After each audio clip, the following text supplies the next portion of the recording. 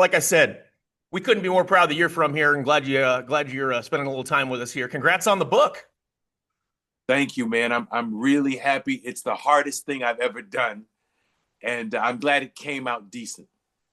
Why don't you start by telling us why you decided to do this at this point?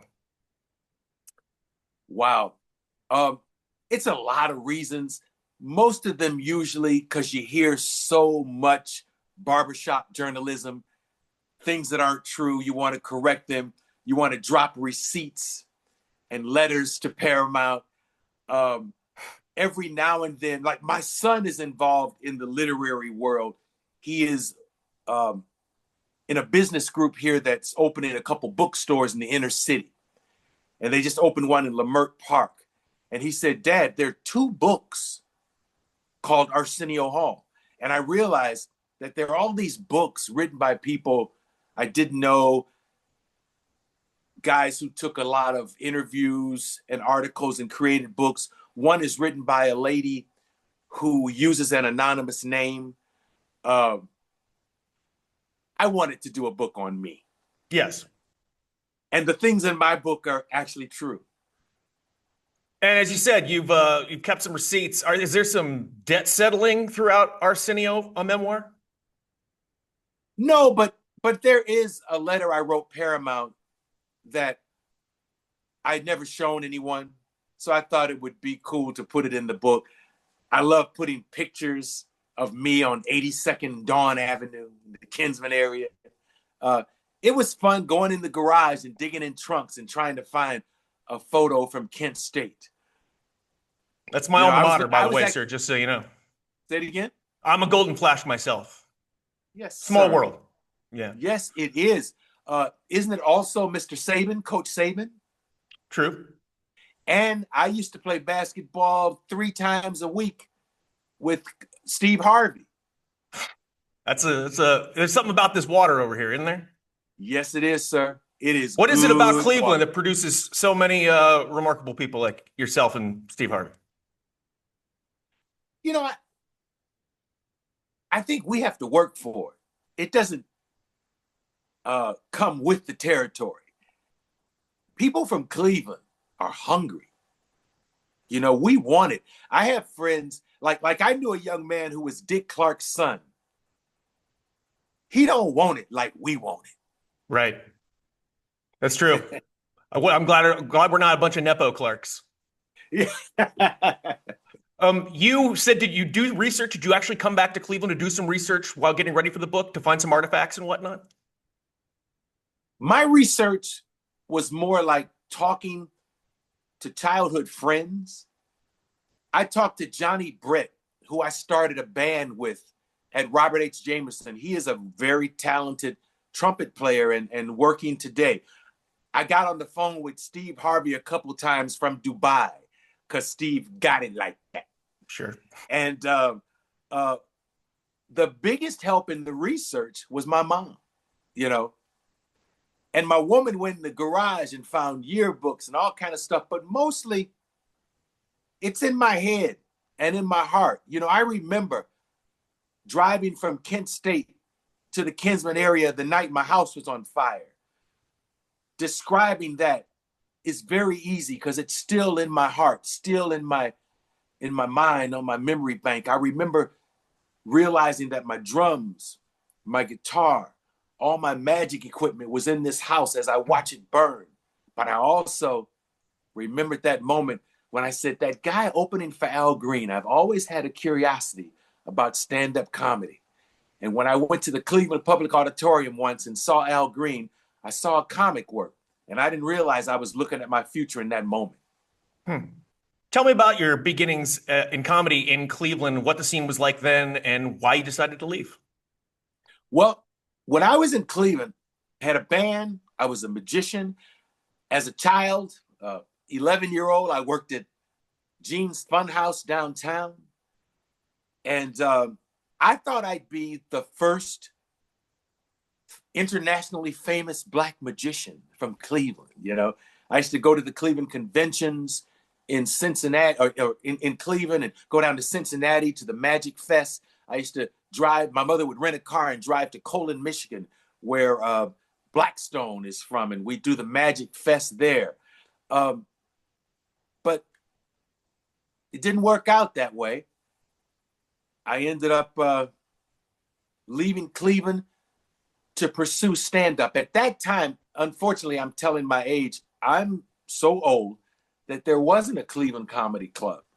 So I went to Chicago, hung out at Second City for a minute, discovered stand-up at Zany's on Wells Street, made my way to Hollywood, and then back to Cleveland to say, I did it, guys. Speaking of, you have always been good to us. We appreciate that. Shouting out Cleveland, you wear us with pride on your sleeve. Do you have anything else about Cleveland specifically that you think equipped you for this career in Hollywood, which obviously you got to be geared up for? You know, a lot of warnings from my dad, who was a Baptist preacher. He didn't want me to be in show business nor to go to Hollywood. So I had him in the back of my head, and it made me cautious. But as far as prep, every summer I studied different things at the Cleveland Museum of Art, everything from puppetry to art. At Kent State, I did plays. I spent some time at the Caramoo Theater when I was a kid. So as far as prepping, you know, like everybody else, I mean, if you want to play ball, you probably do AAU, and you take summer ball trips and you go work at Michael Jordan or Kenny Smith's camp. I did the equivalent to all those things for an entertainer. It sounds like you were a Renaissance man and combined a bunch of different interests of yours and to create an overall entertainer. Is that fair to say? Yeah, you know, I remember as a kid, my dad used to talk to me about politics. My dad was a Republican. My mom was a Democrat. And I remember when they talked about the Sammy Davis Jr. incident of hugging Nixon. And this goes way back. People listening will have to search this stuff. But I discovered Sammy Davis Jr. in that political controversy. And I think in my mind, it was like, before you go to Hollywood, be able to do everything. Because Sammy does everything, including hug Nixon. And so I wanted to be ready for everything, dog. And it resulted in things like when I got my show, Quincy Jones said, hey, you were in the marching band at Warrensville, right? And I said, yeah. He said, yeah, I remember you talking about that in your stand-up. He said, write your own theme song. You understand music enough to write your own theme song. And every time it's played, every night, you'll get paid. And so the OGs always put me up on game, you know? And the only reason I was able to write my theme song is all those garage bands in Cleveland, the Robert H. Jameson Junior High School Orchestra, the John Fitzgerald Kennedy Fighting Eagles Marching Band, and of course, then later, the Warrensville Tigers Marching Band. This book has obviously dedicated a lot to your television time and your TV show, your formative television show. It really was obviously everyone. Now, I'm not telling you anything. It was ahead of its time. It became must-watch television, and it actually, by some accounts, affected the political history of our country in some ways. I mean, that's got to feel like a lot of. I don't want to. I don't. When you're going back through all of these memories, were you saying to yourself, "Man, I have had more of a profound effect than I realized"? Yeah, when people talk to me about me, I try to hold it inside, but it makes me feel good. I had John King on CNN said, you know, you changed how people have to run for the highest office in the land. And I've had Bill Clinton say to me, you know, I wouldn't be president if it wasn't for you. So these kind of things are in my head. Huh? That's a good bill, by the way. Oh, thank you. But it's true. That saxophone solo, I mean, I remember watching that live on TV, and just it was anything anybody was talking about the next day, and it was the first time that politics became sort of immediate and to somebody who wasn't paying attention. Yeah, it was back when we had the term water cooler talk, when we would all watch something as a nation, whether it's the Seinfeld finale or something like that. See, now we're divided all in our individual groups. There'll be nothing with a rating number like Cheers the finale, you know. But back then, yeah, the next day everybody was talking about how Bill Clinton had gone for the younger vote, and now uh, you have to do everything from Shannon Sharp to Jimmy Kimmel when you run for president. And I think that was in part what I did, you know, demystified it. You used to just interview with shows on Sunday morning, like Meet the Press. But now you go everywhere, you do everything. And now Kamala Harris has to go on the show Hot Ones and eat chicken wings or something like that and see if she doesn't burn her mouth on a podcast to try and get her numbers up. It's a very different world. Yeah, man, it's crazy. And that night was amazing to look behind me and see a governor blowing a saxophone.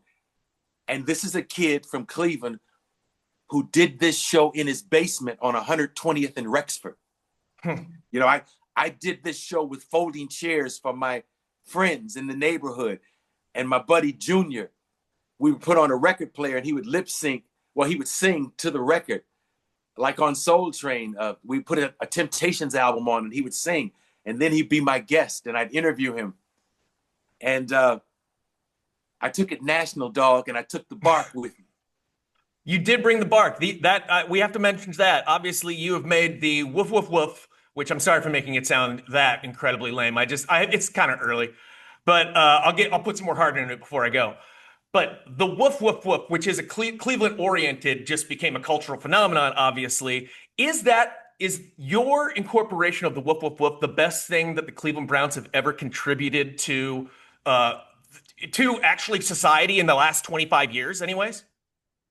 Yeah, you know what? I was surprised when I first went on the Carson show and I did that. I would do that on TV shows, and I was surprised that it hadn't gone national. I was almost offended. Oh, y'all don't, because even to this day, people would say to me, where did that come from? The barking. And I'm like, I'm from Cleveland. I'm almost offended when people don't get it. But I remember back then when people didn't know what it was, I was like, okay, I'm taking the bark with me. I'm going to take the bark national. I'm going to make people bark in Afghanistan. I'm going to make people bark everywhere. And now there are a few people who still don't get it. But the bottom line is, for me, that was taking Cleveland with me. Now, you were the conduit for it, but in fairness, that barking thing that is happening in Afghanistan started in the Muni lot or in the dog pound in Cleveland Municipal Stadium, and you're the one who gave it to the world. Yeah, I actually remember explaining to a set designer. I said, okay, I want the band here, and then I want a section, like a groupie section, okay? And they'll be close to the band every night, but I'm going to call it the dog pound. And this dude was like, okay, that'll be wonderful. You know, how fun. He had no idea what I was talking about. That's great. And it became a huge part of the show, and then ended up also being used in the movie Pretty Woman. It gets referenced. So you are referencing the most popular, because of you, it's referenced the most popular romantic comedy of all time. Nice work. Yeah, Julia Roberts. And what I would do is I would name the dog pound every night. I would put a chyron under them, you know, like I remember. Guys and gals who make candles from earwax. You know, and they had no idea that was their title. Yeah.